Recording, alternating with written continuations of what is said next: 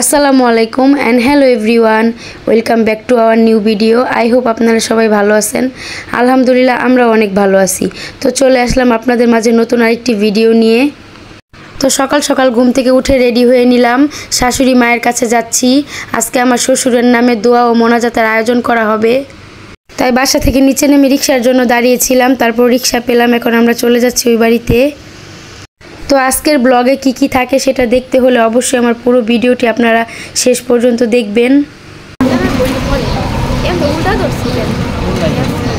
জিতু মাছটা কি খুলবে প্লিজ, খুলবো প্লিজ। আমার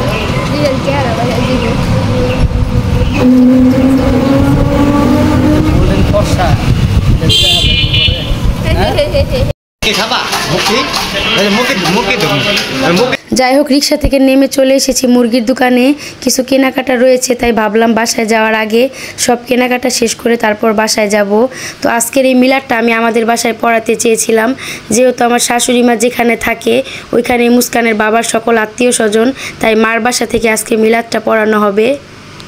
এদিকে আমার ননদও চলে এসেছে, আর এটা হচ্ছে আমার ননদের বড় ছেলে। আমার ননদের দুইটা ছেলে, আর আমার ননদকে আজকে আসতে বলেছি কারণ বাবার মিলাদ পড়ানো হবে। আজকে রান্না করা হবে মুরগির বিরিয়ানি, আর আজকের রান্নাটা করবে আমার মামি শাশুড়ি। তো মামিকে সকাল সকাল ফোন করে বলেছিলাম তাড়াতাড়ি আসার জন্য, আর মামির হাতের রান্না খুবই মজা হয়, তাই মামিকে বলছিলাম বিরিয়ানিটা তুমি রান্না করো। আর যেহেতু অল্প স্বল্প আয়োজন, তাই আমরা আর বাবুর্চিকে বলিনি, তাই নিজেরাই রান্না করে নিচ্ছিলাম। এদিকে বিরিয়ানি রান্না করার জন্য মামি মাংসটা ভালো করে ধুয়ে সকল মশলা দিয়ে মাংসটা প্রসেসিং করে নিচ্ছিল, তারপর কিছুক্ষণ ম্যারিনেট করে রাখবে রান্নার আগে। তো এটাই হচ্ছে আমার মামি শাশুড়ি। মামির হাতের রান্না খুবই মজা। আমাদের বাড়িতে যে কোনো অনুষ্ঠানের সময় মামি আসলে তাকে দিয়ে রান্না বান্না করানো হয়, কারণ মামি অনেক কিছু রান্না করতে পারে, আর মামির হাতের রান্না খুবই ভালো লাগে আমাদের কাছে। আমরা সবাই খুবই পছন্দ করি। মুস্কানের বাবা সকল মশলা আনার পর টক দই আনতে ভুলে গেছে, তাই মামি বলছিল ফ্রিজে যদি দুধ থাকে তাহলে বের করে দাও, আমি নিজেই টক দই বানিয়ে নিচ্ছি। এদিকে মামি টক দই বানিয়ে নিচ্ছিল আর আমি একটু ভিডিও করছিলাম।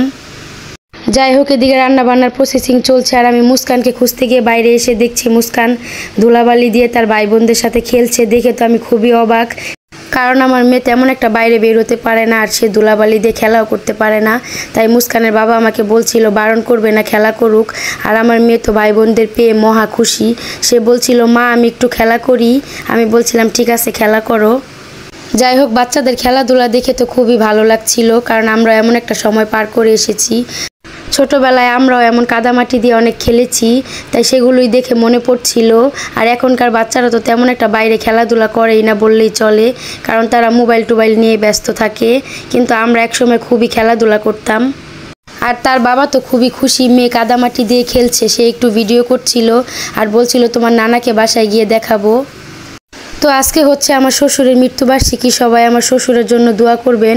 আমি সবার মুখে শুনেছি সে নাকি খুবই ভালো মানুষ ছিল, কিন্তু আমার দুর্ভাগ্য আমি তার দেখা পাইনি। কিন্তু আল্লাহর কাছে দোয়া করি সে যেখানে থাকুক যেন ভালো থাকে, আল্লাহ তাআলা যেন তাকে জান্নাতুল ফেরদৌস নসিব করেন। তো মুস্কানের বাবার মুখে শুনেছি আমার শ্বশুর যখন মারা যায় তখন মুস্কানের বাবার বয়স 8 থেকে 9 বছর, আর আমার ননদ আরও ছোট ছিল। যাই হোক, আল্লাহ তাআলার ডাকে সাড়া দিয়ে একদিন সবাইকে চলে যেতে হবে। আর এদিকে এসে দেখছি আমার শাশুড়ি মা আর আমার মামি শাশুড়ি বিরিয়ানি রান্না শুরু করেছে।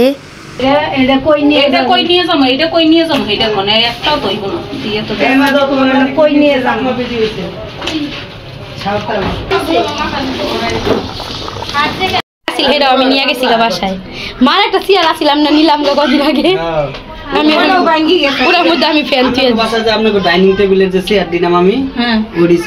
আমি নিয়ে গেছি একটা আছে, এক পাতিলে দিবেন মামি সব না। এর মধ্যে ওটা সরাই দে, সরে না আমারে জ্বালাই না। এসব বাইরো না, ওটা খারাপ করে দিছো মা। খাই আরে মা আজকে বিরিয়ানি রাঁধতে যায় অতিষ্ঠ। মা একবার অতিষ্ঠ বিরিয়ানি রাঁধতে গিয়ে, আরো পরে মিলাদ এলো দেয় নাই কে সেন বাড়ায় না। ওদিকে এখন দিই মোটা দিই মনে এখন দিব না, না তো পরে কাঁচা গন্ধ করবো। তো এটি মিলাই দিব না, এটা বড়টা দে। গ্যাস থাকলে তাই ঝামেলা হইতো না। এইটা বলকাইতে বলকের লগে লগে মাংস ডাইলা দিয়ে লাড়া দিতাম কি এখন তৈল না কি। তো প্রতি বছরই মুস্কানের বাবা বাবুর্চি দিয়ে রান্না করায়। গতবারও আমরা খিচুড়ি রান্না করিয়েছিলাম বাবুর্চিকে দিয়ে। তো এই বছর ছোটোখাটো আয়োজন, তার জন্য মা আর আমার মামি শাশুড়ি বলছিল যে তারাই রান্না করতে পারবে, তাই আর মুস্কানের বাবা এবার কোনো বাবুর্চি নেয়নি।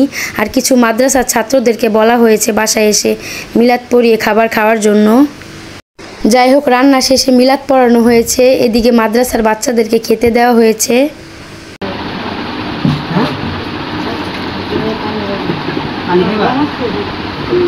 আমার সারম পাঠে গেছে একটু দেই ভাইয়া খাইবা আর কি দিব? হ্যাঁ আচ্ছা, ওরা এত তাড়াতাড়ি খাওয়া শেষ। তারা নামাজ শেষে একটু দোয়া করো না, তখন দোয়া করে দিবে একটু। হ্যাঁ তখন মহিলাকে করে দিবে। আমার এক ভাইয়ের বাবা মারা গেছে, সবাই এর জন্য একটু দোয়া করবেন। আমি যাবো না। তো মিলাদ পড়ানো শেষে সন্ধ্যা হয়ে গেছে। এদিকে আমার মামি শাশুড়িকে বলছিলাম যে অনেক দিন আগে তোমার হাতের মুড়ি মাখানো খেয়েছিলাম, সেটা আমার কাছে খুবই মজা লেগেছে, তোমাকে তেমন একটা পাওয়াও যায় না যে তোমার হাতে খাবো। তাই মামি বলছিল তাহলে বাসায় যেতে পারিস না খাওয়ার জন্য। এদিকে মুস্কানের বাবা এই কথা শুনে সব কিছু এনে দিয়েছে মামিকে, আর মামি আমার জন্য মুড়ি বানাচ্ছিল। আমার মামি অনেক কিছু বানাতে পারে, তার হাতের কেক পুডিং খুবই মজা হয়। সে মাঝে মাঝে আমার জন্য কেক আর পুডিং বানিয়ে নিয়ে আসে।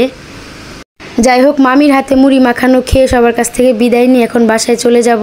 তো আমাদের আজকের ভিডিওটি এ পর্যন্তই। সামনে সুন্দর নতুন ব্লগ আসছে, সেগুলো দেখতে হলে অবশ্যই do like, comment, share and follow our page. That's all for today. Thanks for watching. আল্লাহ হাফেজ।